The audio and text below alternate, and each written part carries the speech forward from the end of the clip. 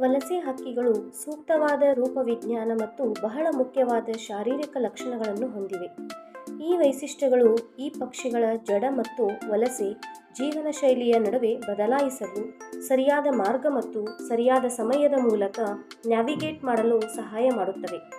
ವಲಸೆಯ ನಡುವಿನ ವಿಶ್ರಾಂತಿ ಅವಧಿಗಳಲ್ಲಿ ಈ ಪಕ್ಷಿಗಳು ಕೊಬ್ಬಿನಂತೆ ಶಕ್ತಿಯ ಸಂಗ್ರಹವನ್ನು ಅತಿಯಾಗಿ ಸಂಗ್ರಹಿಸುತ್ತವೆ. ಅಲ್ಲದೆ ವಲಸೆಗೆ ಪ್ರಚೋದನೆಯು ಹವಾಮಾನ ಏರಿಳಿತಗಳು ಮತ್ತು ವಿಶೇಷವಾಗಿ ದಿನದ ಉದ್ದದಂತಹ ಬಾಹ್ಯ ಪ್ರಚೋದಕಗಳನ್ನು ಅವಲಂಬಿಸಿರುತ್ತದೆ ಮತ್ತು ಆನುವಂಶಿಕ ಮತ್ತು ಶಾರೀರಿಕ ಅಂಶಗಳ ಮೂಲಕ ನಿಯಂತ್ರಿಸಲ್ಪಡುತ್ತದೆ.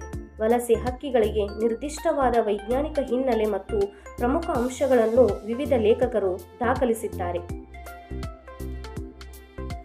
ಈ ಪಕ್ಷಿಗಳು ವಿಭಿನ್ನ ವೇಗ ಮತ್ತು ವಿಭಿನ್ನ ಎತ್ತರಗಳಲ್ಲಿ ಹಾರಬಲ್ಲವು. ಕೆಲವು ಪಕ್ಷಿಗಳು ಮಾನವ ದೃಷ್ಟಿಗೆ ತಲುಪದ ಕಡಿಮೆ ಎತ್ತರದಲ್ಲಿ ಹಾರುತ್ತವೆ. ಮತ್ತೊಂದೆಡೆಗೆ ಕೆಲವು ಪಕ್ಷಿಗಳು ಹೆಚ್ಚಿನ ಎತ್ತರದಲ್ಲಿ ಹಾರುತ್ತವೆ. ಉದಾಹರಣೆಗೆ, ಸಾಂಗ್ ಬರ್ಡ್ಗಳು 500 ರಿಂದ 2000 ಅಡಿಗಳಷ್ಟು ಎತ್ತರದಲ್ಲಿ ಪ್ರಯಾಣಿಸುತ್ತವೆ.